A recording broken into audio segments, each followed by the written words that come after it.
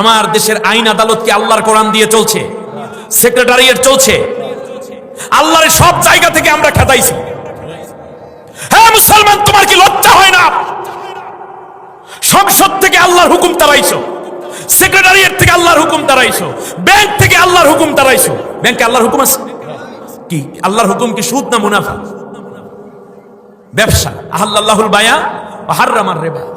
আল্লাহ সুদকে হারাম করেছে। আপনি সুদের উপরে ভিত্তি করে হাজার হাজার কোটি টাকার বাজেট দেওয়া হচ্ছে। ব্যাংকগুলো সুদের উপর ভিত্তি করে। শিক্ষা থেকে আল্লাহকে তাড়াইছে।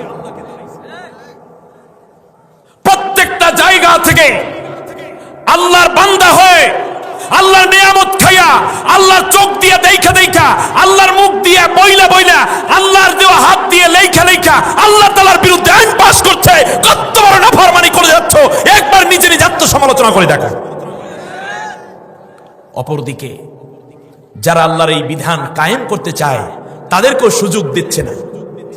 তাদেরকে ব্যান্ড করা হচ্ছে, গ্রেপ্তার করা হচ্ছে, বাড়ি থেকে উঠিয়ে নিয়ে যাওয়া হচ্ছে, হত্যা করা হচ্ছে, নির্যাতন করে করে শেষ করে দেয়া হচ্ছে। কি এক খেলায় মেতেছো তোমরা। কমপক্ষে এতটুকু শুধু বলি, আগামীর পার্লামেন্টটা আপনারা কি কোন তাগুতি শক্তির হাতে দিবেন না। আল্লাহর হুকুম অনুযায়ী লাহুল মুলকুস সামাওয়াতি ওয়াল আরদ, আসমান জমিনের মালিক যে আল্লাহ, সেই আল্লাহর বিধান দিয়ে দেশ চলবে, সেই হাতে দিবেন। আপনারা কি তাগুতের হাতে দিবেন নাকি আল্লাহর কোরআনের হাতে দিবেন? মানব রচিত মতবাদে চলবে না, আল্লাহর আইনে চলবে। আগামী পার্লামেন্ট হবে আল্লাহর কোরআনের আইন। কে কে চান মানুষ আমাকে দেখানোর জন্য নয়, এই গভীর রাতে আল্লাহকে দেখানোর জন্য দুইটা হাত উঁচু করে আল্লাহকে একবার দেখাই দাও। চ্যানেলটি সাবস্ক্রাইব করে আমাদের সঙ্গেই থাকুন।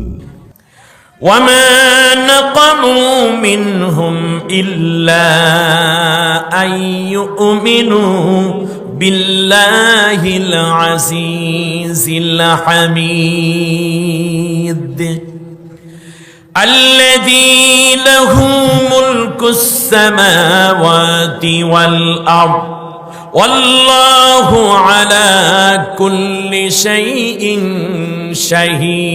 شهيد إن الذين فتنوا المؤمنين والمؤمنات ثم لم يتوبوا فلهم عذاب جهنم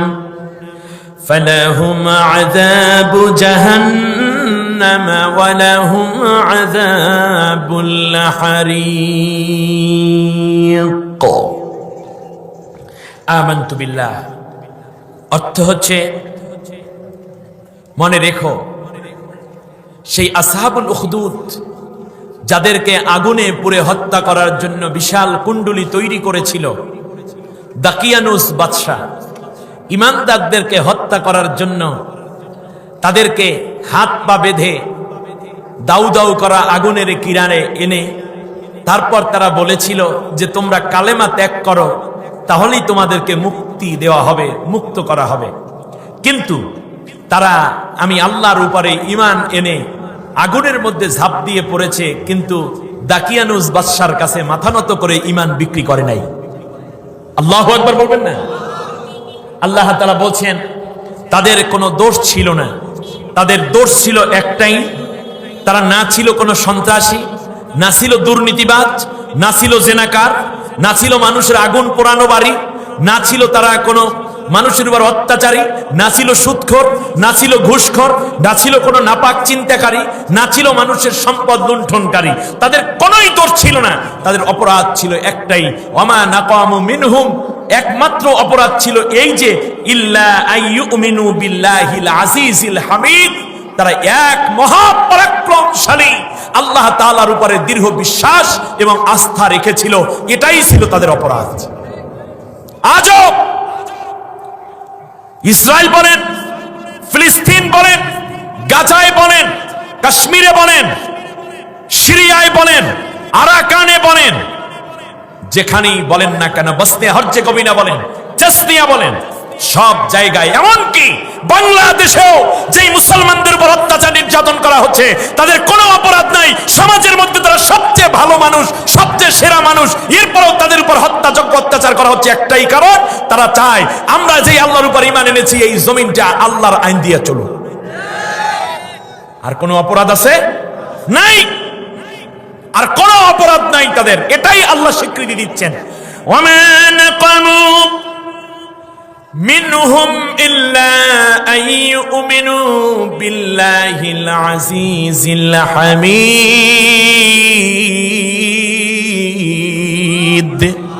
আর কোনো অপরাধ নাই, অপরাধ একটাই, তারা মহাপরাক্রমশালী আল্লাহর উপরে পূর্ণ বিশ্বাস স্থাপন করেছিল। সুবহানাল্লাহ বলেন।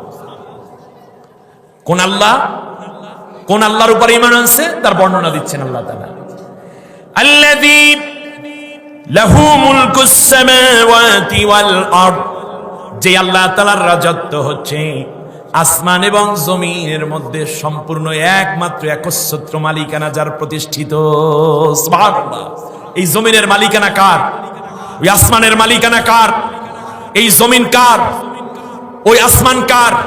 এই জমিনে আইন চলবে কার? ওই আসমানে আইন চলে কার? এই কথাটা বলার অপরাধী তাদেরকে হত্যা করা হয়েছিল, অন্য কোনো কারণে তাদেরকে হত্যা করা হয় নাই। আজ থেকে নিয়ে প্রায় 2500 বছর আগের ইতিহাস আল্লাহ তুলে ধরেছেন। 2500 বছর আগে দাকিয়ানুস বাদশা জীবন্ত মোমেনদেরকে হত্যা করত। এখন কি দাকিয়ানুস বাদশার উত্তরসূরি তার মামাতো ভাই, খালাতো বোন, ফুফাতো বোন, চাচাতো ভাই, মামাতো ভাই, শ্যালক, নাতিপুতিরা এই কাজই করছে নাকি তার অন্য কিছু করছে? তাই বলে কি আজ সেই ইব্রাহিম আলাইহিস সালামের উত্তরসূরিরা নাই? ঈসা আলাইহিস সালামের উত্তরসূরিরা নাই? মুহাম্মদ রাসূলুল্লাহ সাল্লাল্লাহু আলাইহি ওয়াসাল্লামের উত্তরসূরিরা নাই? আবু বকর রাদিয়াল্লাহু তাআলার উত্তরসূরিরা নাই? তাহলে আজকে সিদ্ধান্ত নিতে হবে, আপনি আল্লাহ তাআলার একচ্ছত্র মালিকানা, মুলকুস সামাওয়াতি ওয়াল আরদ, আসমান জমিন আল্লাহর। এর প্রমাণ হলো আসমানের আল্লাহর আইন মানে চন্দ্র, সূর্য, নক্ষত্র, গ্রহপুঞ্জ, ধূমকেতু, ছায়াপথ, নিহারিকা সবাই যেমন আল্লাহর আইন মানে, চন্দ্র সূর্য ঠিক তেমনি জমিনের বুকেও আল্লাহর কোরআন দিয়ে আইন চলবে। এই কথা বলার কারণে এক শ্রেণীর মানুষ আপনাকে হত্যা করবে, জেল দিবে, নির্যাতন করবে, গুম করবে, খুন করবে। তাই বলে কি পিছপা হয়ে যাব নাকি আল্লাহর বিধান প্রতিষ্ঠা না হওয়া পর্যন্ত এই জমিনে আমরা আমাদের চেষ্টা চালিয়ে যাব? কে কে চালিয়ে যেতে চান? আজকের এই মহান বাস্তবতায় দুটো হাত উঁচু করে আল্লাহকে দেখিয়ে দেন। আল্লাহ তুমি কবুল করে নাও, আল্লাহ তুমি সাক্ষ্য থাকো, বলেন আমিন। আল্লাহ তুমি সাক্ষী হয়ে যাও, বলেন আমিন।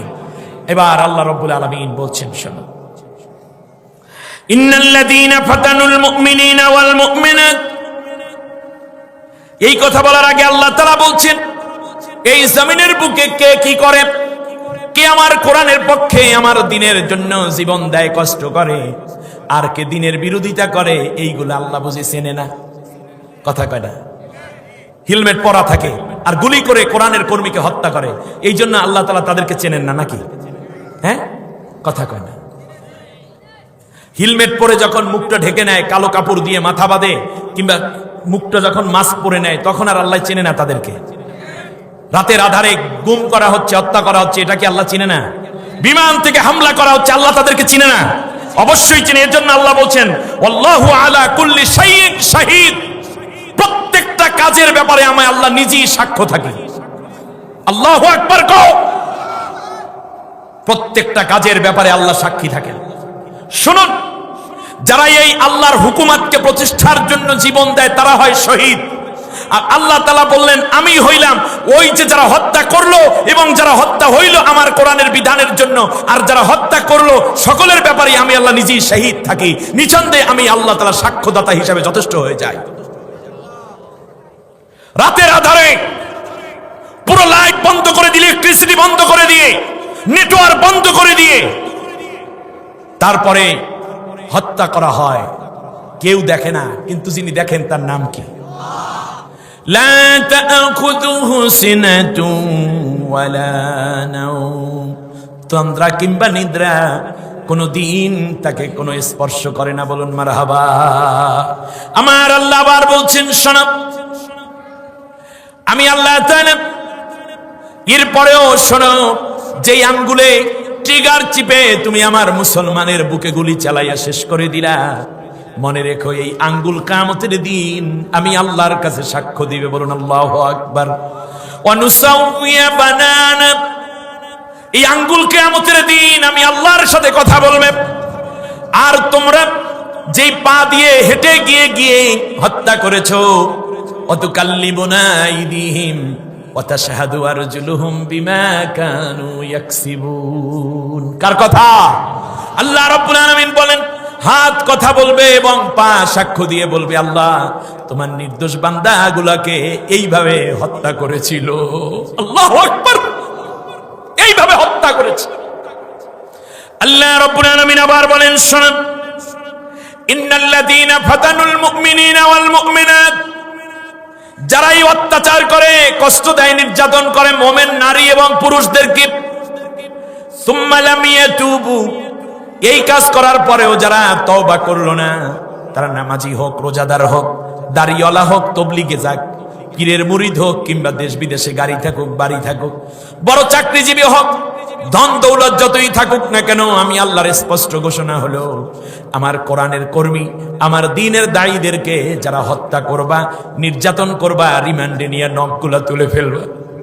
টসটসায় একটা টকবাগে যুবক গ্রেপ্তার করার সময় কত সুন্দর তার চেহারা ছিল, 10 দিন রিমান্ডে দেওয়ার পরে চোখ খুলে তাকাতে পারে না, হাত পায়ের নখগুলা টেনে টেনে উঠিয়ে ফেলা হয়েছে, হাঁটুটা পেটিয়ে গিরাটা ভেঙে ফেলা হয়েছে, পায়ের আঙ্গুলগুলো থেতলে দেওয়া হয়েছে, জিহ্বার মধ্যে আঘাত করা হয়েছে, ঠোঁট এবং দাঁত ভেঙে, ঠোঁট কাটা হয়ে গেছে, দাঁত ভেঙে ফেলা হয়েছে, পিটাইয়া পিটাইয়া দেহের প্রত্যেকটা কোষকে কালো করে দিয়েছ, এমন নির্যাতন করেছ, কারেন্টের শক দিয়েছ, বিভিন্ন ভয় ভীতি দেখাইয়া হৃদয়টা খান খান করে দিয়েছ।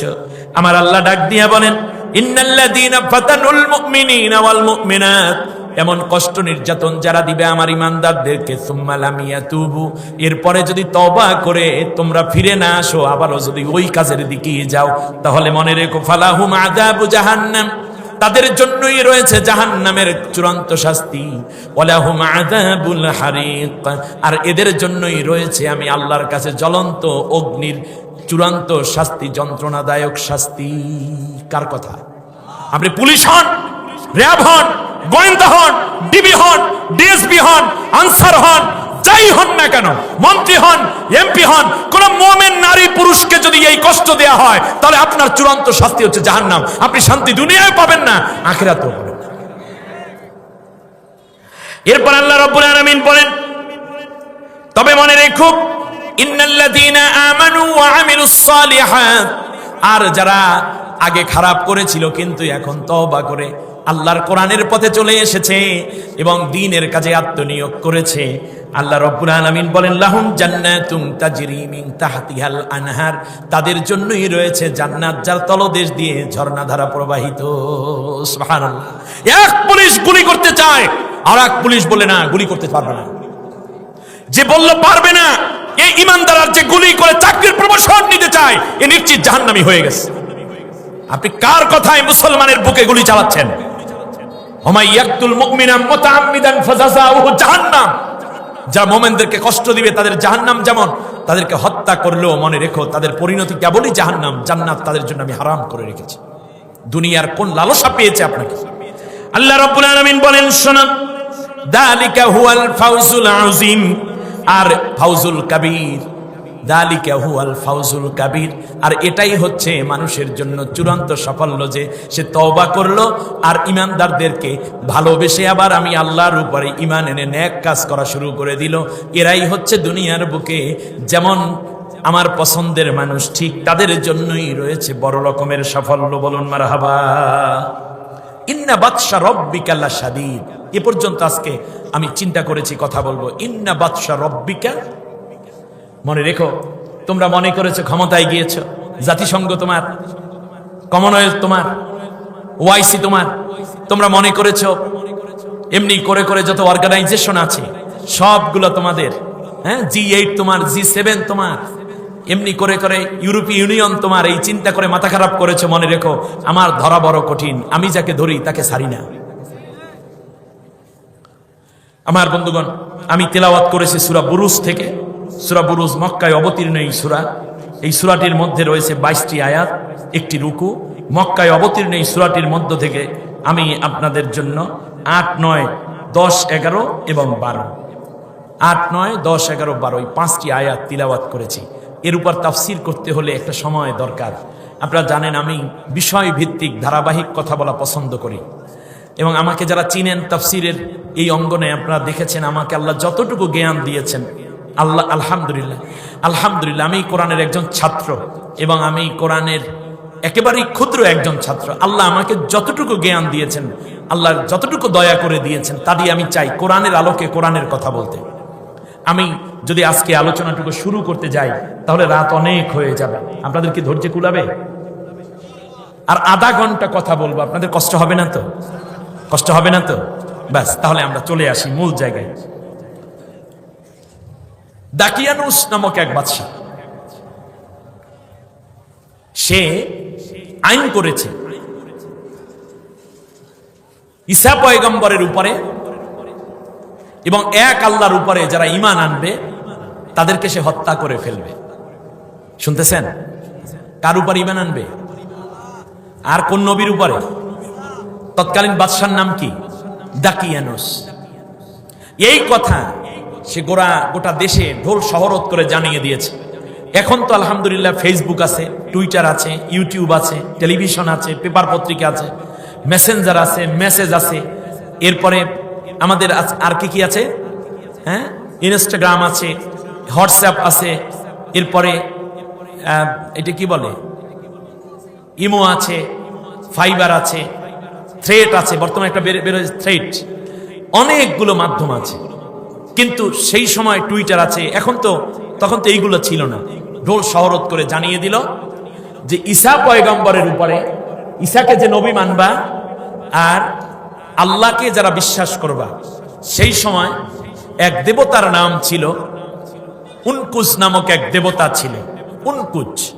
এই উনকুচ দেবতার বাইরে কেউ যদি আল্লাহ তাআলাকে সিজদা করতে চাও এবং ঈসা পয়গম্বরকে যদি নবী মানো তাহলে তাকে হত্যা করা হবে। কিন্তু ইসলাম এবং ঈমানের দিকে আকৃষ্ট হয়ে অনেক নারী এবং পুরুষ ঈসা পয়গম্বরকে নবী মেনে কালেমা পড়ে মুসলমান হয়ে গেছে। সুবহানাল্লাহ বলেন। আপনাদের কষ্ট হচ্ছে না তো? দাকিয়ানুস বাদশা চিন্তা করলো যে যারা ঈমান এনেছে একটা একটা করে যদি আড়ালে হত্যা করি তাহলে এটা লাভবান হওয়া যাবে না। তো কি করো? আগুন জ্বালাও। কি জ্বালাও? জোরে বলেন, কি জ্বালাও? আগুন জ্বালাও। বড় একটা গর্ত করা হলো, তার মধ্যে লাকড়ি দেয়া হলো, তেল এবং পেট্রোল ঢেলে দিয়ে আগুন দাউ দাউ করে জ্বালানো হলো। যারা ঈমান এনেছে তাদের হাত পাও বাঁধা, হাত দুইটা পেছনে। আমার ভাইরা খেয়াল করে দেখুন, একজন একজন করে ওই আগুনের মধ্যে ফেলা হচ্ছে, একজন একজন করে আগুনের মধ্যে ফেলে দেয়া হচ্ছে। তাদের অপরাধ কিছুই ছিল না, তাদের একমাত্র অপরাধ ছিল তারা আল্লাহর উপরে ঈমান এনেছে। সুবহানাল্লাহ বলেন। আল্লাহর উপরে কি? ঈমান এনেছে। আমরাও তো আল্লাহর উপরে ঈমান আনছি। আল্লাহর উপরে ঈমান এনে আমরা একটা কথা বলেছিলাম, ওয়া ক্বাবিলতু জামিয়া আহকামিহি ওয়া আরকানিহি। এই কথা বলছেন কিনা আপনারা? এটা কোন ঈমানে? মুজমালের মধ্যে না? আমানতু বিল্লাহি কামা হুয়া বিআসমি ওয়া সিফাতি ওয়া ক্বাবিলতু জামিয়া আহকামিহি ওয়া আরকানি। এই কথা বলছেন না যে আল্লাহ আমি তোমার সমস্ত হুকুম মেনে নিলাম, সমস্ত আইন কানুন মেনে নিলাম। এই ঈমানে মুজমাল আপনারা পড়ছেন কিনা? তাহলে আল্লাহর আইন মানা হচ্ছে ঈমানের একটা অংশ, ঠিক কিনা বলেন? এই অংশ যারা বাদ দেয় তারা মুশরিকে পরিণত হয়ে যায়। এজন্য আল্লাহ বলছেন ওয়ালা ইউশরিক ফি হুকমিহি আহাদা। হুকুমের বহুবচন ছিল আহকাম, যে আল্লাহর সমস্ত হুকুম মেনে নিলাম। আর আল্লাহ বলছেন আমার কোনো একটি হুকুমের মধ্যে তোমরা শিরক করবা না। অর্থাৎ আমার হুকুম কোরআনের আইনের বাইরে অন্য কালমার্স, লেনিন, মাওসেতুং, ডারউইন, ফ্রয়েড, হেগেল এদের কোনো আইন তোমরা এখানে ঢুকাবা না, কারণ তুই গোলাম আমার, আইনও মানবি আমার। এ কথা কার? কিন্তু আপনি বললেন আমি সব হুকুম মেনে নিলাম, আর আপনি তো হুকুম মানেনি না, বরং যারা আল্লাহর হুকুম কায়েম করতে চায় আপনি তাদেরকে ধরে পিটান। আপনি তাদের দলীয়, এটা কি বলে, হ্যাঁ, আপনি তাদেরকে হত্যা করবেন, তাদের নিবন্ধন বাতিল করবেন, তাদের কথা শুনলে গাও জ্বলবে, কোরআনের কথা, কোরআনের বিধান যারা কায়েম করতে চায় তাদেরকে আপনি হত্যা করবেন, ব্যান্ড করবেন, তাহলে তো আপনার ইমানটাই পাকা হইল না। আমার কথা কি বুঝে আসছে? আপনি বলছেন অকবিলতু জামিয়া আহকামিহি, আর আল্লাহ বলছেন ওয়ালা ইউশরিক ফি হুকমিহি আহাদা, আমার আইনের সাথে অন্য কারো আইন মিলাইয়া শিরক করবা না। আর আমিও বলছি আল্লাহ তোমার সব হুকুম আমি মেনে নিলাম, আর আল্লাহও বলছেন ইনিল হুকমু ইল্লা লিল্লাহ, আইন তো আমারটাই মানবি। আলা আলাহুল খলকু ওয়াল আমরু, সৃষ্টি যার, আইন চলবে কেবলই তার। সুবহানাল্লাহ পড়বেন না আপনারা? কি চমৎকার আয়াতের মিল আপনি খেয়াল করতে পেরেছেন? এরপর কি হলো? আল্লাহ রাব্বুল আলামিন বলেন শোনা, এমনি করে করে যখন একজনকে আগুনের মধ্যে ফেলে দেয়, আগুন দাউ দাউ করে জ্বলে, আর বাকিরা কি ঈমান প্রত্যাহার করবে নাকি? কথা বলে না, ঈমান প্রত্যাহার করবে যে হ্যাঁ আমার অবস্থাও তো এটা হবে। এবং দাকিয়ানুস বলতেছে যে তুমি যদি ঈমান প্রত্যাহার না করো তাহলে তোমাকেও এই আগুনের মধ্যেই কি ফেলে দেওয়া হবে। একজন একজন করে আগুনের মধ্যে ফেলে দেয়। একজন মায়ের কোলের মধ্যে 2-2.5 বছরের একটা সন্তান, শিশু সন্তান, ছেলে সন্তান। হঠাৎ করে মা সিদ্ধান্ত নিলেন ঈমানটাকে প্রত্যাহার করে নিবেন, উনকুস দেবতার প্রতি তিনি বিশ্বাস করবেন, আর আল্লাহ এক আল্লাহর উপরে তার ঈমান প্রত্যাহার করে নিবেন। তার কারণ তিনি আল্লাহ এবং আল্লাহর বিধান মানতে অত রাজি। কিন্তু এই মুহূর্তে সন্তানের চেহারার দিকে তাকাইয়া তিনি বললেন আমার সন্তানটা বেঁচে থাকুক, কমপক্ষে কিছুদিন আমি বাদ দিয়া দেই। আল্লাহু আকবার। আমার ভাইয়েরা খেয়াল করুন, সন্তান কোলে নিয়ে এমন চিন্তা করতেছেন, এমন সময় সন্তান মায়ের কোল থেকে নাড়া দিয়ে, মায়ের হাত কিছুটা আলগা ছিল, সন্তানটা আগুনের মধ্যে পড়ে গেছে। মা আফসোস করে আগুনের দিকে তাকায় আছে। আগুনের ভেতর থেকে সন্তান ডাক দিয়ে মাকে বলতেছে, ও মা, তুমি ঈমান প্রত্যাহার করো না, আমার মায়ার কারণে ঈমান ত্যাগ করার দরকার নাই। তুমি দেখতেছো আমি আগুনের মধ্যে পড়ে গেছি, মাগো এখানে আগুন নাই, এখানে জান্নাতের শান্তি, তুমিও এই আগুনের মধ্যে পড়ে যাও। আল্লাহু আকবার। আগুনের মধ্যে সন্তানের আওয়াজ শুনে মা উৎসাহিত হলেন। আজকে আপনি দেখতেছেন ফিলিস্তিনের সন্তানগুলো শেষ হয়ে যাচ্ছে, কিন্তু মায়ের মনে কিন্তু কোনো আফসোস দেখতেছেন না। আমার ভাইয়েরা, আমি ওই দৃশ্য যখন দেখলাম সাথে সাথে আমার মনে পড়ে গেছে আল্লাহর নবীর একজন শালিকা ছিলেন আবু বকর রাদিয়াল্লাহু তাআলা আনহুর। আবু বকর রাদিয়াল্লাহু তাআলা আনহুর কন্যা নাম হচ্ছে আসমা বিনতে আবু বকর। নাম শুনছেন আপনারা? আয়েশা রাদিয়াল্লাহু তাআলা আনহার বোন নাম হচ্ছে কি আসমা। ইসলামের জন্য তার বিশাল অবদান। নবীজি যখন সাওয়ার পাহাড়ের মধ্যে আসমা রাদিয়াল্লাহু তাআলা আনহা আল্লাহর নবীর জন্য খাবার নিয়ে যেতেন, একবার কাফেররা তারে পেয়ে গেল, জিজ্ঞেস করলো কই যাও? বলছে যাই একটু সামনের দিকে, আমার উট দুম্বাগুলো চড়াবার জন্য যাই। এমনকি নবী যেই দিন হিজরত করে গেলেন, পরের দিন সকালবেলা যখন আসছিল তখন আসমা বলছিলেন তারা কোথায় গেছে জানি না, আমার আব্বা এবং আমার দুলাভাই কই গেছে জানি না। সাথে সাথে জোরে একটা থাপ্পড় মেরেছে। আসমা রাদিয়াল্লাহু তাআলা আনহার কানের দুলটা ছিঁড়ে গেছে এবং কান দিয়ে ফিনকি দিয়ে রক্ত বের হওয়া শুরু হয়ে গেছে। আসমা রাদিয়াল্লাহু তাআলা আনহা আল্লাহর নবীর জন্য খানা নিয়ে যেতেন। যেই দিন ওখানে নবী 3 দিন অপেক্ষা করেছিলেন সাওর নামক পাহাড়ের মধ্যে, শেষ দিন আসমা রাদিয়াল্লাহু তাআলা আনহার মা আবু বকরের স্ত্রী উম্মে রুম্মান নবীর জন্য একটু বেশি খানা দানা দিয়েছেন, কারণ দীর্ঘ পথে আবার যেতে হবে, খেজুরও বেশি, পানিও বেশি, আবার কিছু রুটি বানাইয়া দিয়েছেন বেশি। ছোট্ট মানুষ এত বোঝা নিতে পারে না, ব্যাগ ধরে ধরে নিচ্ছে। হঠাৎ করে কিছু দূর যাওয়ার পর ব্যাগের রশি যেইটা সেইটা ছিঁড়ে গেছে। আপনারা জানেন এই কাহিনী? খেয়াল করুন, রশিটা ছিঁড়ে গেছে, বোঝা বেশি হলে যা হয়। এবার খেয়াল করুন, আসমা চিন্তা করলেন রশি পাবো কোথায়, মরুভূমির দেশ তো, হঠাৎ করে আমাদের কলা গাছের পাতা দিয়েও তো রশি বানানো যায়, তাই না? এমন তো মক্কায় তো ওইরকম কোনো পরিবেশ নাই। তখন তার কোমরের যে বিছা আছে না, কোমরের বিছাটাকে শক্ত করে রূপা দিয়ে বানানো, এইটারে ঘুরাইয়া ঘুরাইয়া চেইনের মতো তো কোমরে থাকে, এখন মহিলারা পরে কিনা জানি না, কোমরের বিছা রূপা দিয়ে বানানো ছিল, সেইটা দিয়া তারপর তিনি শক্ত করে ব্যাগের মুখ বেঁধে তারপর মাথার মধ্যে খাবার নিয়ে বিশ্বনবীর কাছে হাজির হয়ে যেতেন। সুবহানাল্লাহ। আসমা, আজকে আসতে দেরি।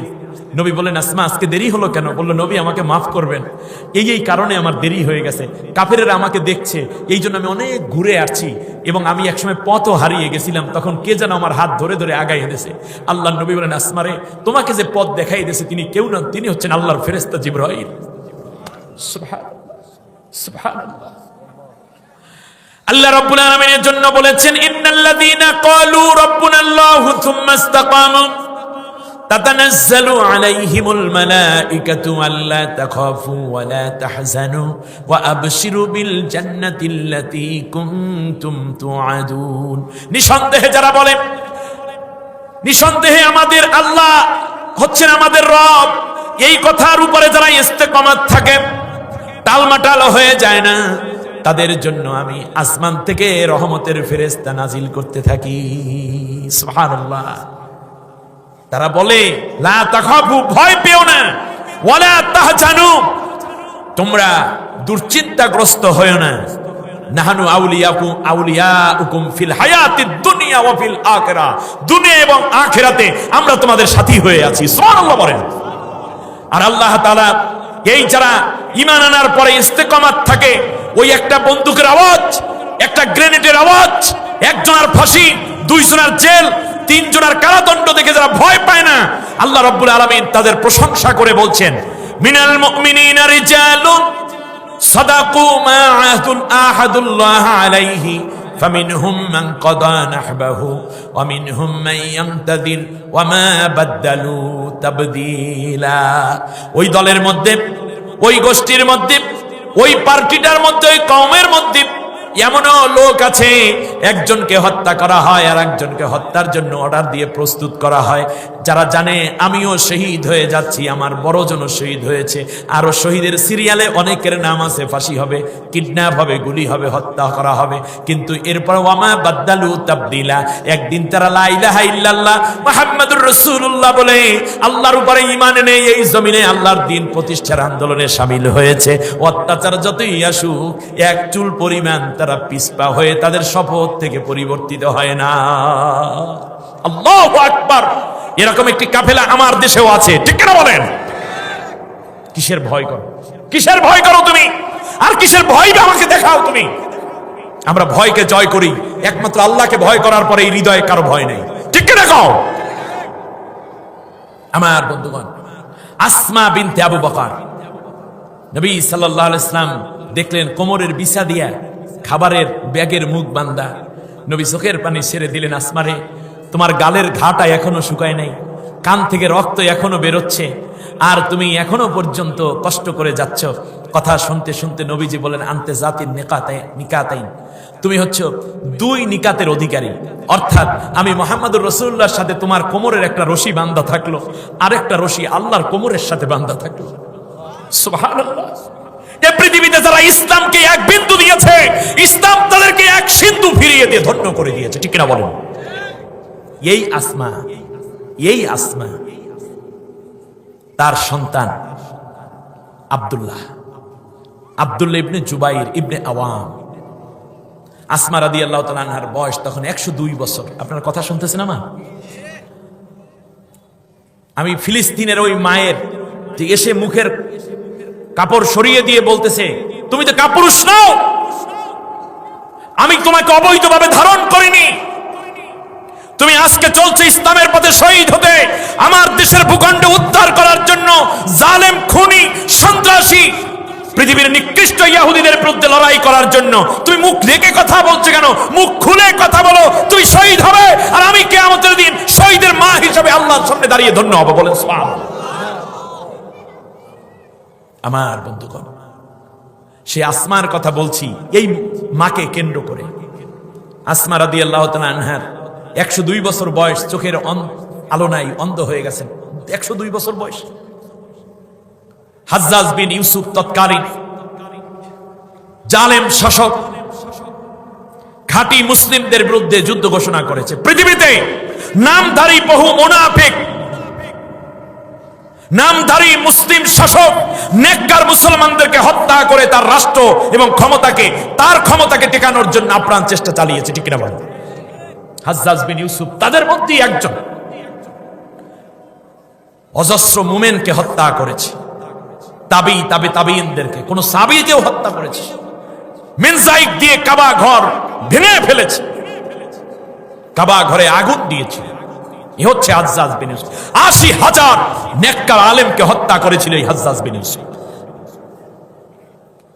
নামটা কি কাফের মনে হয় না, মুসলমান মনে হয়? এইরকম বহুত মুসলমান নামের নারী পুরুষ শাসন ক্ষমতায় গিয়ে নেককার ইমানদারদেরকে হত্যা করে। আমার বন্ধুগণ, আসমা রাদিয়াল্লাহু তাআলা আনহা চোখ অন্ধ, কিছুক্ষণ পরে হঠাৎ করে দেখতে পেলেন সকালবেলা তার ছেলে হাজির। ছেলের নাম কি বলছি? আব্দুল্লাহ ইবনে জুবাইর। এসে মায়ের সামনে বসেছে। বলো, তুমি কে? বললো, আম্মু আমি আব্দুল্লাহ এসেছি। বলে, তুমি যুদ্ধের ময়দান থেকে এসছো কেন, পালালে কেন? বললো যে, মা যুদ্ধ কিছুক্ষণ পরে শুরু হয়ে যাবে, কিন্তু আমাদের সংখ্যা তো কম, আপনার কাছে দোয়া নিতে এসেছি। এবার মায়ের কণ্ঠ শুনুন। মা বলছে, দোয়া নেয়ার জন্য বাড়িতে এসেছো নিজের সহকর্মীদেরকে ফেলে, আর তুমি বলছো আমার কাছে দোয়া নিতে এসছো। আমার দোয়া তো তোমার জন্য যুদ্ধের ময়দানে চলে গেছে, আমার কাছে তো দোয়া বাকি নাই। আজ আমি আমার মায়েদেরকে বলছি, যে আছে মা তোরি ঘরে তাকে পাঠাও যুদ্ধে, খোদারি দিন করতে কায়েম তাগুতের বিরুদ্ধে, ঠিক না? ক্ষণিক জীবন যাবেই চলে, যাবে না ধরে রাখা, তারি জীবন জান্নাতি মা, তারি জীবন জান্নাতি মা, খোদার রং যার মাখা, সারাক্ষণ যে স্বপ্ন দেখে হতে শহীদ অনন্য, কাঁদিস না তুই সেই ছেলেটির জন্য, ও মা কাঁদিস না তুই সেই ছেলেটির জন্য, খোদার পথে জীবন দিয়ে হলো যে জনধন্য, কাঁদিস না তুই সেই ছেলেটির জন্য। তুমি শহীদের মা, সাব্বির ভাইয়ের মা, ও রফিক ভাইয়ের মা, শিপন ভাইয়ের মা, মুজাহিদ ভাইয়ের মা, তোমরা বড় ভাগ্যবতী, আনলে ধরায় দিনের জ্যোতি, সালাম জানাই তোমায় ফেরেশতা, সালাম জানাই তোমায় ফেরেশতা। সে 28 অক্টোবর কালকে, ঠিক না বলেন? রক্তের প্রতিদান দিবেও আল্লাহর কোরআনের আইন প্রতিষ্ঠার মাধ্যমে, ঠিক না বলেন? আমাদের কোন শত্রুতা নাই কারোর সাথে, আমাদের দিল ভরা মহব্বত আছে, প্রাণ ভরা মায়া আছে। বাংলাদেশে ইসলামের উপরে যত অত্যাচার পীড়ন, ইসলামের কর্মীদের উপর, ইসলামী আন্দোলনের কর্মীদের উপর যত অত্যাচার করা হয়েছে, সব ভুলে যাব যেই দিন আল্লাহর কোরআনের পতাকা এই জমিনে উড্ডীন হবে, ঠিক না বলেন? আর কত চাও শহীদ খোদা, আর কত ক্রন্দন, আসবে কবে এই জমিনে তোমারই শাসন? বলেন আমিন। আল্লাহ কবুল করুন, বলেন আমিন। কষ্ট হচ্ছে? আসমা রাদিয়াল্লাহু তাআলা আনহা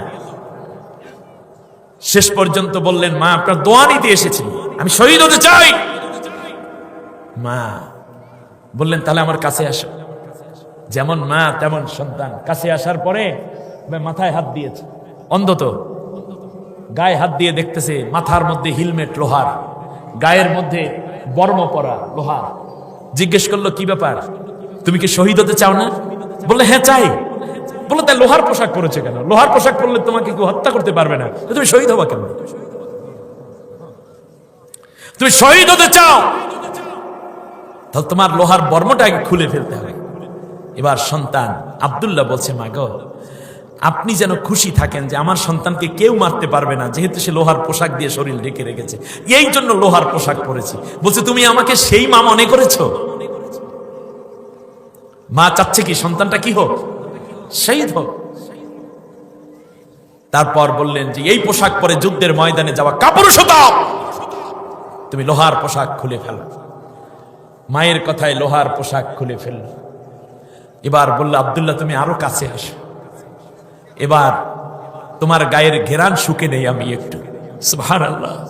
অন্ধ মা সন্তানকে দেখতে পায় না, এবার নাক দিয়ে সন্তানের ঘাড়ের মধ্যে, মাথার মধ্যে, কপালের মধ্যে, পিঠের মধ্যে, পেটের মধ্যে এভাবে ঘ্রাণ নিচ্ছে আর বলছে, আব্দুল্লাহ রে, যখন মক্কা থেকে মদিনায় হিজরত করতেছিলাম তখন তোকে আল্লাহ দুনিয়ায় পাঠাইছিল মক্কা এবং মদিনার মধ্যবর্তী একটা জায়গায়। নবী সাল্লাল্লাহু আলাইহি ওয়াসাল্লাম তোমাকে পেয়ে কোলের মধ্যে নিয়ে 3 বার তাকবীর বলেছিলেন, আল্লাহু আকবার, আল্লাহু আকবার, আল্লাহু আকবার। সাহাবীরাও সবাই আল্লাহু আকবার বলে। নবীজি তোমাকে কোলের মধ্যে নিয়ে নাম রেখেছিলেন আব্দুল্লাহ। নবীজির ভাইরা মানে শেলিকার ছেলে, ঠিক কিনা? শেলিকার ছেলে। আল্লাহু আকবার বলে নবী সাল্লাল্লাহু আলাইহি ওয়াসাল্লাম মুখের লালা মোবারক এনে আব্দুল্লাহর মুখের মধ্যে দিয়ে বলেছিলেন, আল্লাহ তাআলা তুমি আব্দুল্লাহকে দুনিয়ার শ্রেষ্ঠ মৃত্যু শাহাদাতের মর্যাদা দান করে দিন। তুমি নবীর দোয়ার ফসল, আব্দুল্লাহ তুমি শহীদ হবে। আর কিয়ামতের দিন আমি আল্লাহ তাআলা তোমাকে কোলে নিয়ে বুকের মধ্যে ধরে তোমার রক্তাক্ত দেহ নিয়ে আল্লাহর সামনে দাঁড়িয়ে বলবো, আল্লাহ আমার আব্দুল্লাহ শহীদ হয়েছে, আমি শহীদের মা, আমাদের বাপ মা, আমার সন্তান আমি এবং তার বাবাও, 3 জনকে তুমি মাফ করে জান্নাতুল ফেরদাউসের মেহমান করে নাও। আমার বন্ধুগণ, উহুদে, বদরে এই আব্দুল্লাহর বাবা আব্দুল ইবনে জুবাইর, তার বাবার নাম ছিল জুবাইর, দাদার নাম ছিল আওয়াম। জুবাইর তিনি হলুদ পোশাক পরে যুদ্ধের ময়দানে অংশগ্রহণ করেছিলেন। রাসূল সাল্লাল্লাহু আলাইহি ওয়াসাল্লাম বলেন, এই যুদ্ধে আল্লাহ তাআলা 3000 ফেরেশতা দ্বারা সাহায্য করেছেন, পরবর্তীতে আরো 5000 পাঠাইছে। সবার গায়ের পোশাক ছিল আব্দুল্লাহ, এই যে জুবাইর ইবনে আওয়াম আমার ভাইরার গায়ের যে ড্রেস, এই ড্রেস পরাইয়া আল্লাহ তাআলা বেহেশত থেকে সব ফেরেশতা পাঠাই দিয়েছে। আল্লাহু আকবার। আল্লাহ রাব্বুল আলামিনের জন্য বলেছেন, শোনো, ওয়ামা নাকামু মিনহুম ইল্লা আইয়ুমিনু বিল্লাহিল আজিজিল হামিদ। তাদের অপরাধ ছিল একটাই, তারা মহাপরাক্রমশালী, অতি মর্যাদাপূর্ণ আল্লাহর উপরে ঈমান এনেছিল, এছাড়া তাদের আর কোনো অপরাধ ছিল না। আল্লাযী লাহু মুলকুস সামাওয়াতি ওয়াল আরদ, যার একচ্ছত্র রাজত্ব হচ্ছে আসমান এবং জমিনে। বলুন, আসমান জমিনের মধ্যে রাজত্ব কার? এখানে কি আল্লাহর রাজত্ব চলতেছে? না, এখানে চলে বর্তমান নীতি হলো ধর্মনিরপেক্ষ মতবাদ। এটা কি আল্লাহর? এটা কি আল্লাহর? আমার দেশের আইন আদালত কি আল্লাহর কোরআন দিয়ে চলছে? সেক্রেটারিয়েট চলছে? আল্লাহর সব জায়গা থেকে আমরা খেদাইছি। হ্যাঁ মুসলমান, তোমার কি লজ্জা হয় না? সংসদ থেকে আল্লাহর হুকুম তাড়াইছো, সেক্রেটারিয়েট থেকে আল্লাহর হুকুম তাড়াইছো, ব্যাংক থেকে আল্লাহর হুকুম তাড়াইছো। ব্যাংকে আল্লাহর হুকুম আছে কি? আল্লাহর হুকুম কি সুদ না মুনাফা? ব্যবসা। আহাল্লাহুল বায়া ওয়া হাররামার রিবা। আল্লাহ সুদকে হারাম করেছে। আপনি সুদের উপরে ভিত্তি করে হাজার হাজার কোটি টাকার বাজেট দেওয়া হচ্ছে, ব্যাংকগুলো সুদের উপর ভিত্তি করে। শিক্ষা থেকে আল্লাহকে তাড়াইছে। প্রত্যেকটা জায়গা থেকে আল্লাহর বান্দা হয়ে, আল্লাহর নিয়ামত খাইয়া, আল্লাহর চোখ দিয়ে দেখা, আল্লাহর মুখ দিয়ে বইলা, আল্লাহর দেওয়া হাত দিয়ে লেখা আল্লাহ তাআলার বিরুদ্ধে আইন পাস করছে। কত বড় নাফরমানি করে যাচ্ছ, একবার নিজে আত্মসমালোচনা করে দেখো। অপরদিকে যারা আল্লাহর এই বিধান কায়েম করতে চায় তাদেরকেও সুযোগ দিচ্ছে না, তাদেরকে ব্যান্ড করা হচ্ছে, গ্রেফতার করা হচ্ছে, বাড়ি থেকে উঠিয়ে নিয়ে যাওয়া হচ্ছে, হত্যা করা হচ্ছে, নির্যাতন করে শেষ করে দেয়া হচ্ছে। কি এক খেলায় মেতেছো তোমরা! কমপক্ষে এতটুকু শুধু বলি, আগামীর পার্লামেন্টটা আপনারা কি কোন তাগুতি শক্তির হাতে দিবেন না, আল্লাহর হুকুম অনুযায়ী লাহুল মুলকুস সামাওয়াতি ওয়াল আরদ, আসমান জমিনের মালিক যে আল্লাহ, সেই আল্লাহর বিধান দিয়ে দেশ চলবে, সেই হাতে দিবেন? আপনারা কি তাগুতের হাতে দিবেন নাকি আল্লাহর কোরআনের হাতে দিবেন? মানব রচিত মতবাদে চলবে না, আল্লাহর আইনে চলবে? আগামী পার্লামেন্ট হবে আল্লাহর কোরআনের আইন। কে কে চান মানুষ আমাকে দেখানোর জন্য নয়, এই গভীর রাতে আল্লাহকে দেখানোর জন্য দুইটা হাত উঁচু করে আল্লাহকে একবার দেখাই দাও। আল্লাহ কবুল করে নিন। তবে একটা কথা বলি, আবারও আসবে তারা আল্লাহর বিরুদ্ধে আইন পাস করার অনুমতি নেওয়ার জন্য, আপনার একটা ভোটের জন্য। আগামী ভোট হবে কেবল কোরআনের পক্ষে ভোট। কোরআনের বিপক্ষে যে আসবে তাকে মুসলমান বানাইয়ে ছাইরে দিতে হবে। পারবেন কিনা বলবেন? তুমি কোরআনের বিপক্ষে গেছো, তুমিও তওবা করে আসো, আল্লাহর কোরআনের আইন যারা চায় আমরা তাদের পক্ষে, তুমিও তার পক্ষে হয়ে যাও। আল্লাহ কবুল করুন। পারবেন? আপনার একটি সমর্থন, আপনার একটি কথায় আল্লাহর কোরআনের আইন কায়েম নাও হতে পারে, কিন্তু আপনি আল্লাহর পক্ষ থেকে উন্নত পুরস্কার পেতে ভুল হবে না, তার কারণ আপনার চেষ্টা ছিল। এই চেষ্টাটুকু আল্লাহ কবুল করে নিন। মনে থাকবে আমার কথা? আল্লাহ রাব্বুল আলামিন বলেন, শোনো, সেই দিন কি হয়েছিল? দাকিয়ানুস বাদশার কাছে এক পর্যায়ে 7 যুবক ধরা পড়ে গিয়েছিল। ওরা একই সাথে ঈমান এনেছে, এক মেসে থাকে, এক এলাকার সন্তান। যুবকরা ঈসা পয়গম্বরের কথা শুনে তার উপরে ঈমান আনলো, আল্লাহর উপরে ঈমান আনলো। বলুন মারহাবা। দাকিয়ানুস বাদশা তাদেরকেও ডাকলো, ডেকে বললো, এই যুবকরা, তোমরা নাকি ইসলাম গ্রহণ করেছো? বললো, হ্যাঁ, ইসলাম গ্রহণ করেছি তো। বললো, ভালো করেছো। পরিণতি জানো? বললো, না, তা তো জানি না। বললো যে পরিণতি হচ্ছে অন্যদের মতো তোমাদেরকেও কি কথা বলে না, কি হত্যা করে ফেলা। এর মানে কোরআনের পক্ষের দল করো তো হত্যা করো। এই নীতি আবহমান কাল থেকে জালিমরা করে এসেছে। আল্লাহ তাআলা জুলুম থেকে আমার জাতিকে হেফাজত করুন। আল্লাহ যেন এই ভুল থেকে আমার মুসলমান মা বোন, নারী পুরুষ, শাসক শাসিত যারা আছি সবাইকে হেফাজত করুন। বলেন আমিন। আমি কোনো দল কিংবা ব্যক্তি, কোনো গোষ্ঠীকে কেন্দ্র করে কথা বলি না, আমি কথা বলি আল্লাহর কোরআনের পক্ষে। আজকে বাংলাদেশের যেই রাজনৈতিক দল আল্লাহর কোরআনের পার্লামেন্ট বানাতে দাবি করবে, আমরা তাদের পক্ষেই থাকবো। ঠিক কিনা বলেন? সে আওয়ামী লীগ হোক, বিএনপি হোক, জামাত হোক, জাতীয় পার্টি হোক, সরমনাই হোক, সারসিনা হোক, যেই হোক না কেন, যে কোরআনের পক্ষে আমরা তার পক্ষে। Clear cut. আমি একটি সামগ্রিক কথা বলছি। দাকিয়ানুস বাদশা বলল, তোমাদেরকে তো মেরে ফেলবো। হঠাৎ করে এক যুবকের মাথায় একটু বুদ্ধি আসছে, বললো, মারবেন ভালো কথা, কিন্তু আমাদেরকে একটু সময় তো দেবেন, আমরা বুঝ ব্যবস্থা একটু করি। আচ্ছা আচ্ছা, ঠিক আছে। অনেক সময় দেখবেন কিছু কিছু বুদ্ধিজীবী এবং কিছু কিছু টকশোর, এই ঢকশো মার্কা যারা আছে এবং শাসক গোষ্ঠীর অনেকে বলে যে তোমরা তো ইয়াং ছেলে, এই প্রজন্মের ছেলে, তোমরা কেন মৌলবাদী গোষ্ঠী করবে, তোমরা কেন ওই দল করবে, আসো তোমরা এখন নাচ গান আর মদের যোগদান করো। আসেন এরকম বুদ্ধি দেয় না? ঠিক ওই রকমই একজনে বলল যে তোমরা ওখানে যাবে কেন, তোমরা তো ইয়াং ছেলে, এই দেশের ভবিষ্যৎ, তোমরা এইরকম একটা ঈসা পয়গম্বরের অনুসারী, এটা মানে নাকি ঈসার অনুসারী? বললো যে হ্যাঁ, আমাদের একটু সময় দেন, আমরা দেখি। তো মন্ত্রীদের অন্যরা বললো, ওই পোলাপাইন মানুষ তো বুঝতে পারে নাই, ও 2-3টা ধাক্কা দিলে ঠিক হয়ে যাবে, এইরকম চিন্তা। কিন্তু একবার যারা ইমানের স্বাদ পেয়ে যায়, ছোট্ট ছেলেটি হলেও আগুনের মধ্যে ঝাঁপ দিয়া তারপর বুঝাইয়া দেয়, মাগো এখানে আসো, এটা আগুন না, এটা জান্নাত। ঠিক তেমনি একবার যার ভেতরে কোরআনের নূর গেছে, সে 3 ছেলে হোক আর 2 পড়ুয়া ছেলে হোক, MA পড়ুক আর 8 9 পড়ুক, অত কিছু বুঝি না, একবার যদি আল্লাহর কোরআনে কামতে দ্বীনের কাফেলায় শামিল হয়, সে কোনোদিন আর ছুটে যায় না। শেষ অবধি হযরতে ঈসা আলাইহিস সালামের অনুসারীরা যাচ্ছে। কিছু দূর যাওয়ার পর বলল যে, দোস্ত, যেই দেশে ঈমান নিয়ে বাঁচা যায় না সেই দেশ ছেড়ে যাব, কিন্তু ঈমান ছাড়বো না।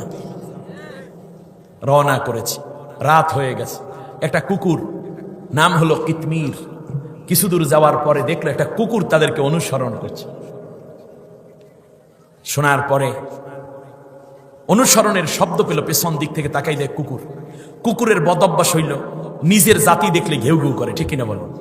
হ্যাঁ, কারণেও করে, অকারণেও করে। আর খাবার থাকলে নিজের 5 জনের পেট ভরবে যেই খাবারে, সে খাবার আছে, কিন্তু এমন কিলাকিলি করে, কামড়াকামড়ি করে, কেউই খাইতে পারে না। এই বদ অভ্যাস আছে যেহেতু, আমরা যাচ্ছি পালাইয়া, আর এই কুকুর যদি স্বজাতি দ্বারা অন্য কুকুর ঘেউ করে ওঠে, আর ও যদি ঘেউ করে ওঠে অন্য কুকুর দেখলে, তাহলে আমাদের এই গোপনীয়তা থাকবে না, গোয়েন্দারা আমাদেরকে ধরে কি করবে? হত্যা করে ফেলবে। শেষ পর্যন্ত যুবকরা কুকুরটাকে তাড়াইতে চাইলে, এই সরো, যাও যাও যাও। কুকুর যায় না, ওদের পিছনে পিছনে হাঁটছে। হঠাৎ করে এক যুবক পাথর একটা উঠাইয়া জোরে নিক্ষেপ করেছে। নিক্ষেপ করার পরে দেখা গেল যে কুকুরের সামনের দুই পায়ের ডান পাটা ভেঙে গেছে পাথরের আঘাতে। কুকুরটা প্রচন্ড ব্যথা পেল, খোরাইয়া খোরাইয়া হাউমাউ করে মানুষের মতো আওয়াজ দিয়া বলতেছে, আইয়ুহাস শাবাব, ও যুবক রে। যুবকরা আর চারজন নিতে হলো। বলতেছে, কি ব্যাপার যুবক, আমার ভাইরা তাকাইয়া দেখো, কুকুর কথা বলে। সাথে সাথে কুকুরের কাছে আসলো। কুকুর বলতেছে, আমাকে কোলে করে নে, আমি কুকুর কুলে জন্ম হলেও কুকুরের চেয়ে অনেক এক্সেপশনাল। মনে রাখবি, আমি কুকুর হতে পারি কিন্তু নেককার বান্দাদেরকে আমি ক্ষতি করি না। এই রাস্তা দিয়ে তোরা যাবি, এই রাস্তায় কত সাপ আছে, বিচ্ছু আছে, এই রাস্তায় বিভিন্ন অচেনা জায়গা তোদের কাছে আসবে, তোরা হারাইয়া যাবি। বাঘ আছে, সিংহ আছে, এই পথে কাটা আছে, বিভিন্ন সময়ে দেখবে তোমরা অনেক নদ নদী বেঁচে যাবে। এই বনের জঙ্গলের মধ্য দিয়ে অন্য জায়গায় তোমরা যেতে পারবে না। ওই জায়গাগুলো কোথায় কি অবস্থায় আছে আমি তা চিনি। এই রাস্তা দিয়ে আমি বিগত 10 বছর পর্যন্ত দৌড়াদৌড়ি করে সব রাস্তাঘাট আমার চেনা হয়ে গেছে। আয় যুবকরা, তোদেরকে আমি নিরাপদে পৌঁছাইয়া দেই।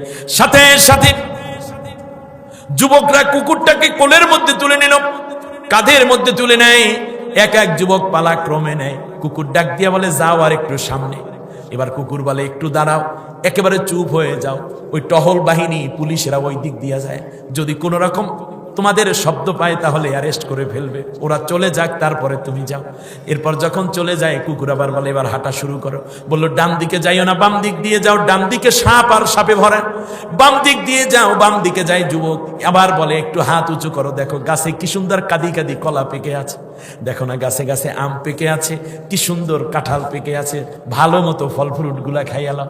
একটুখানি গিয়া বলে, যুবক এখানেই একটু ডান দিকে যাও, গিয়া দেখো ঝর্ণার পানি পড়ে, নিজেরা গোসল করে নাও, পানি পান করে নাও, আর মাস্কের মধ্যে কিছু পানি ভরে নিয়ে যাও, পানিগুলো তোমাদের বড় কাজে লাগবে। এমনি করে করে আগাইতে থাকে, আগাইতে থাকে। যেতে যেতে যেতে যেতে তারা একটা পাহাড়ের মধ্যে উঠে গেল। পাহাড়ের মধ্যে উঠলাম, একটা গুহার মধ্যে ঢুকে পড়লো 7 জন যুবক। আর 7 জন যুবক একটা গুহার মধ্যে ঢুকে পড়লো, আর কুকুরটা উপরে একেবারে গোল হয়ে শুয়ে রইল। আমার আল্লাহ ডাক দিয়া কয়, শোন রে যুবকেরা, তোরা যে ঈমান বাঁচানোর জন্য দেশ ছাড়লি, কিন্তু ঈমান ছাড়লি না, কষ্ট সহ্য করলি, তোদের জন্য আমি আল্লাহ তাআলা এই দুনিয়ার বুকে হায়াত বাড়াইয়া দিলাম। 309 বছর পর্যন্ত তোরা বাঁচলি। এক ঘুমে কয় বছর? 309টা বছর, 309 বছর আমি আল্লাহ রব্বুল আলামিন ঘুমের মধ্যে তোদেরকে এপিটোপিট করে দিয়েছি। কারণ এক কাতে বেশিক্ষণ ঘুমাইলে ঘা হয়ে যাওয়ার সম্ভাবনা যায়। এই জন্য আমি আল্লাহ ইচ্ছে করে তোদেরকে এপাশ ওপাশ করে দিয়েছি। প্যারালাইসিসের রোগী যারা, তাদেরকে এপাশ ওপাশ কইরা দিবেন, আর না হইলে কিন্তু পিঠে কোমরে ঘা হইয়া যাবে। বর্তমানে ইলেকট্রিক বিছনা আছে, যেটার মধ্যে একটু ফুলে ওঠে আবার দেবে যায়, ফুলে ওঠে দেবে যায়, এমন কায়দা করতে হবে। আমার আল্লাহ সূরা কাহাফের মধ্যে বলে দিলেন, এমনি করে করে আমি আল্লাহ ঘুমের মধ্যে তোদেরকে এপিটোপিট করে দিলাম, ঘুমের মধ্যে খাওয়াইলাম। 1 2 3 4 বছর নয়, 100 বছর নয়, 309টা বছর পর্যন্ত ঘুম পড়াইয়া রাখলাম। এই বান্দা বান্দিরা রে শোন, পরবর্তীতে 309 বছরের ঘুম ভাঙ্গাইয়া যখন তোরা উঠলি, সেই সময় ওই দেশের মধ্যে ন্যায়পরায়ণ শাসক, ইসলামী শাসক দেশ চালাচ্ছিল।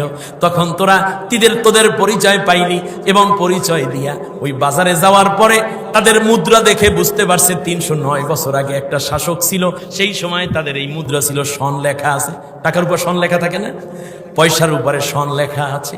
তখন চিন্তা করলো, এখন যুবকরা থরথর করে কাঁপছে। বাদশার কাছে হাজির হয়ে গেছে 7 যুবক। সাথে সাথে বাদশা বলতেছে, এখন আর কান্না কাটার দরকার নাই, এই রাষ্ট্রটা এখন আর কোনো জালেমের হাতে নাই, এটা আল্লাহর দ্বীন দ্বারা পরিচালিত হয়, আল্লাহর আইনে পরিচালিত হয়। আর এই রাষ্ট্রের শাসক আমি ইমানদারদেরকে বড় ভালোবাসি। আশিদ্দাউ আলাল কুফারে রহামাউ বাইনাহুম, ইমানদারদের প্রতি আমার খুব মায়ারে দয়ারে। তোরা মাজলুম ছিলিরে, আমার ভাইরা আয় আয় আয়, বুকের মধ্যে জড়াইয়া নিল। প্রয়োজনে 309 বছর পরে হলেও আল্লাহ তাআলা জালেমের বিপরীতে মাজলুমদেরকে সাহায্য করার জন্য বাদশা পরিবর্তন করেন, ঠিক কিনা বলে? কুকুরটা পিছনে পিছনে দৌড়ায়। আমার আল্লাহ ডাক দিয়ে বলেন, বিভিন্ন তাফসীর গ্রন্থে এসে গেছে, পৃথিবীতে কোন কুকুর, কোন বাঘ, সিংহ, গরু, মহিষের জন্য আল্লাহ জান্নাত জাহান্নাম বানায় নাই। শুধুমাত্র কেবলমাত্র জিন এবং ইনসান, এই 2টা জাতির জন্য বেহেশত এবং দোজখ আছে। কিন্তু একটা কুকুরকে আল্লাহ জান্নাত দিবেন, তার কারণ হলো ওই কুকুরটা একদল নেককার যুবকদেরকে সাহায্য করেছিল। এর পুরস্কার স্বরূপ আল্লাহ রাব্বুল আলামিন একটা কুকুরকেও জান্নাত দিবেন। বলুন মারহাবা।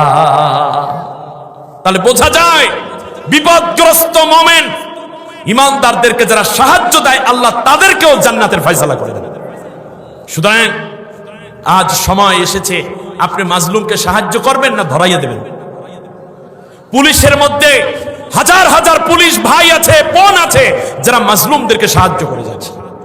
টিওনো ডিসির মধ্যে আছে, র্যাবের মধ্যে আছে, আর এক দল আছে জালিম। আজকে সিদ্ধান্ত নিতে হবে, আমরা কোরআনের পক্ষ অবলম্বন করব। আমার আর কোনো দল নাই, কোরআনের দল যেটা সেইটাই আমার দল। আল্লাহ আমাদেরকে কবুল করুন। এই অসমাপ্ত কথাগুলো আজকের মতো সমাপ্ত রেখে, মাঝখানে কালেকশন হয়ে গেল। তো কালেকশন হলে হয় কি, মৌলিক কাজগুলো ফুরিয়ে যায়। তো আলহামদুলিল্লাহ, আপনারা অনেকে টাকা দিয়েছেন, এজন্য আমার খুব ভালো লেগেছে।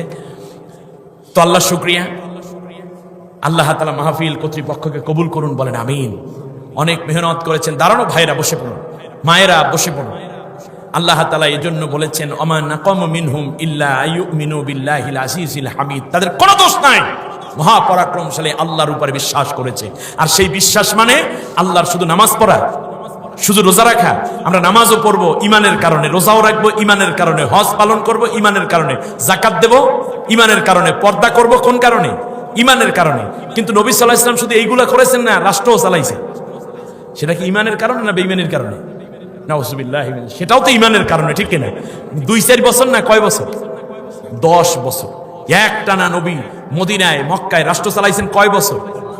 10 বছর যদি ইমানের কাজ না হইতো, নবীকে এই কাজ করতেন? এটা সওয়াবের কাজ না গুনার কাজ? তো সওয়াবের কাজ না হলে নবীকে এটা করতেন না। এটা কি নবীওয়ালা কাজের মধ্যের কাজ না নবীওয়ালা কাজের বাইরের কাজ? তাহলে বোঝা যায় রাষ্ট্র পরিচালনাও নেক কাজ, রাষ্ট্র পরিচালনাও নবীওয়ালা কাজ, রাষ্ট্র পরিচালনাও একটা ইবাদত। যদি সেটা হয়, নবী করেছেন কি দিয়ে রাষ্ট্র চালাইছেন? কোরআন দিয়ে। যদি আপনি কোরআন দিয়ে রাষ্ট্র চালান তাহলে হবে নবীওয়ালা কাজ। কোরআন দিয়ে যদি আপনি দেশ চালান তাহলে হবে নবীওয়ালা কাজ। কোরআন দিয়ে যদি আল্লাহর বিধান দিয়ে দেশটা চালান তাহলে আমরা আল্লাহর ইবাদতের মধ্যেই সেটাও পরিগণিত হবে, সওয়াবের মধ্যে আসবে। কিন্তু আমরা তো সবাই রাজা হতে পারবো না, কিন্তু যারা কোরআন দিয়ে রাষ্ট্র চালাতে চায় আমরা তাদের সাথে থাকবো। কথা ক্লিয়ার? ব্যাস আমার বন্ধুগণ, আল্লাহ সুবহানাহু ওয়া তাআলা তার জন্যই ইবাদত, তার জন্যই রাষ্ট্র, ঠিক কিনা? হ্যাঁ, আমরা ওই যে তালবিহার মধ্যে পড়ি না, লাব্বাইক আল্লাহুম্মা লাব্বাইক, লাব্বাইক লা শারীকা লাকা লাব্বাইক, ইন্নাল হামদা ওয়ান নি'মাতা লাকা ওয়াল মুলক লা শারীকা লাক। আল্লাহ গো, তোমার ইবাদত করি, তোমার জন্য লাব্বাইক আল্লাহুম্মা লাব্বাইক, আল্লাহ আমি হাজির হাজির, লা শারীকা লাকা লাব্বাইক, তোমার কোনো শরীক নাই, আমি হাজির। ইন্নাল হামদা, নিঃসন্দেহে সব প্রশংসা, ওয়ান নি'মাতা, এবং সব নিয়ামত, ওয়াল মুলকু, কার জন্য? দেখছেন তালবিয়ার মধ্যে পড়াল মুলকু লাক, তোমার জন্যই রাজত্ব, এবং এই রাজত্ব কোনো কি নাই? শরীক নাই। অতএব আসুন না, হামদ যার জন্য, মুলক তার জন্য, প্রশংসা যার জন্য, নামাজ রোজা যার জন্য, রাষ্ট্র পরিচালনা হবে তারই বিধানে। আমরা মানুষ হয়ে কেন চালাতে যাব আমার বিধানের রাষ্ট্র? কারণ আমি তো আল্লাহর বিধানের অনুসারী, ঠিক না? আসুন না আল্লাহর কোরআন দিয়ে দেশটা চালানোর জন্য চিন্তা করি, তাহলে আল্লাহ তাআলা বলছেন আসমান জমিনের বরকতের সব দরজা আমি খুলে দেব। সুবহানাল্লাহ। আল্লাহ সেই তৌফিক আমাদেরকে নসিব করুন। নামাজের সূরাতে বসে একবার আলহামদু, 3 বার কুল হু আল্লাহ পড়েন, কবর জিয়ারত নিয়ত করেন। দাঁড়ানো ভাইয়েরা সবাই বসে। اللهم آمين. الحمد لله رب العالمين والصلاة والسلام على رسوله الكريم. ربنا ظلمنا أنفسنا وإن لم تغفر لنا وترحمنا لنكونن من الخاسرين. رب العالمين আজিজপুর ইসলামিয়া হাফিজি ফুরকানিয়া মাদ্রাসার উদ্যোগে আয়োজিত দ্বিতীয় বার্ষিক মাহফিলের সমাপনী লগন তোমার দুয়ারে ভিক্ষুকের মতো হাত পেতেছি। জীবন ভরে যত গুনাহ করেছি কোরআনের বরকতে নবীর মহাব্বতে আমাদের জিন্দেগির तमाम গুনাহ রাশি মাফ করে দাও। গুনার বোঝা মাথায় লইয়া দেশ বিদেশে ঘুরি, কোন দিন জানি আজরাইলের হাতে ধরা পড়ি। মাটির দেশে বাড়ি আমার, মাটির দেশে ঘর, এ দুনিয়ায় যারা আপন সবই হবে পর। আল্লাহ তাআলা কত আলেম হাত পেতেছেন, মুরব্বীরা হাত পেতেছেন, যুবক ভাইয়েরা মা বোনেরা রয়েছেন পর্দার আড়ালে। যার চোখের পানি দেখলে তোমার বেশি মায়া হয়, যার কান্নার উফানো আওয়াজ তোমার আরশ পর্যন্ত গিয়ে ধাক্কা খায়, তাদের হাতের বদৌলতে আমাদের সকলের মুনাজাত কবুল করে নাও। কোরআনের ময়দান থেকে একজন বান্দা বান্দিকেও আল্লাহ তুমি এক বিন্দু গুনাহ বাকি রেখে বাড়িতে ফিরাইও না। আল্লাহ তুমি আমাদেরকে মাফ করে দিলে তোমার তো কোনো ক্ষতি হবে না। না বুঝে যত গুনাহ করেছি প্রকাশ্যে অপ্রকাশ্যে, দিনে কিংবা রাতে, আল্লাহ কোরআনের বরকতে সকলের জীবনের গুনাহ রাশি মাফ করে দাও। দয়া করে যতদিন বাঁচাইয়া রাখবা কোরআনের পথে ইসলামের পথে কাজ করে যাওয়ার তৌফিক দিয়ে দাও। আল্লাহ তাআলা তোর কাছে আরজ করি, যা কিছু সওয়াব দিয়েছো বিশ্বনবী মুহাম্মদুর রাসূলুল্লাহ সাল্লাল্লাহু আলাইহি ওয়াসাল্লামের রওজা মুবারকে পৌঁছে দাও। জীবনে একটা বারের জন্য হলেও আল্লাহ আমাদের সবাইকে তোমার ঘর আর নবীর রওজা জিয়ারত করার তৌফিক করে দিও। আল্লাহ তাআলা যারা আমিন আমিন বলছেন, মাদ্রাসাখানা গড়লেন, টাকা পয়সা বুদ্ধি পরামর্শ পরিশ্রম জায়গা জমি দিলেন, কলিজার টুকরা সন্তানকে পড়তে দিলেন, আর এই কোরআনের মাহফিল বলতে এবং শুনতে আমরা যারা এসেছি, জানি না আমাদের মধ্যে কার মা জননী দুনিয়ার থেকে জনমের বিদায় হয়ে গেছে, জানি না কে তার বাবাকে হারিয়ে চোখের পানি ছেড়ে কান্দে, জানি না কে তার কলিজার টুকরা সন্তান হারাইয়া ফুফাইয়া ফুফাইয়া কান্দে।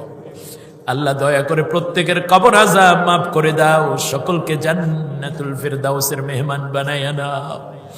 আল্লাহ মাদ্রাসাখানা যত হাজত আছে তুমি পুরা করে দাও। কোরআনের বরকতে মাদ্রাসার বরকতে অত্র এলাকায় যত কবরবাসী প্রত্যেকের কবর আযাব তুমি কিয়ামত পর্যন্ত বন্ধ করে দাও।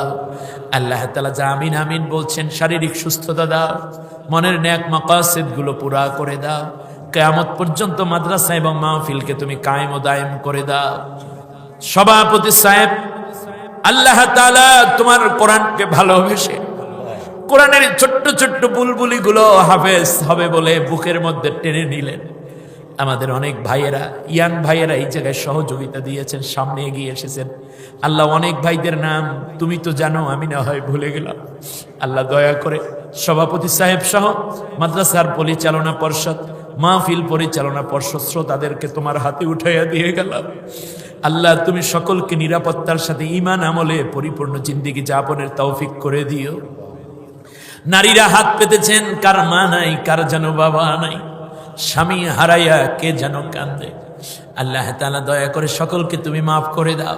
স্বামী স্ত্রীর মধ্যে মহাব্বত পয়দা করে দাও। যাদের অভাব অনটন আছে আল্লাহ তুমি তাদের স্বাবলম্বী করে দাও। বিবাহ হচ্ছে না, মেয়েটা বড় হয়ে আছে, আল্লাহ তাআলা ইজ্জতের সাথে বাঁচাও, ভালো পাত্রের ব্যবস্থা করে দাও। যুবক ছেলে বিয়ে করবে কিন্তু চাকরি নাই, আয়ের কোনো উৎস নাই, আল্লাহ তুমি হালাল পথে একটা ভালো আয়ের উৎস বানিয়ে দাও। আল্লাহ তাআলা তুমি আমাদেরকে মাফ করে দাও। বাংলাদেশকে আল্লাহ তুমি কোরআনের দেশ হিসাবে মঞ্জুর করে নাও। মাজলুমের রক্ত এবং মাজলুমের লাশগুলো তুমি কবুল করো, মাজলুমের কান্না তুমি কবুল করে নাও। আল্লাহ বাংলাদেশকে তুমি কোরআনের জন্য মঞ্জুর করে নাও। আল্লাহ তাআলা জালেমদেরকে তুমি হেদায়েত দাও, হেদায়েত না থাকলে হালাক করে দাও। তবুও কোরআনের সাথীদেরকে নিয়ে আর কোনো হোলি খেলার কোনো সুযোগ তুমি দিও না। আল্লাহ তাআলা ফিলিস্তিনের মুসলমানদের কথা মনে পড়ে গেল, ওদের ঘুম নাই, সন্তানদেরকে নিয়ে একটু আশ্রয় নাই, খাবার নাই, বিদ্যুৎ নাই, পানি নাই।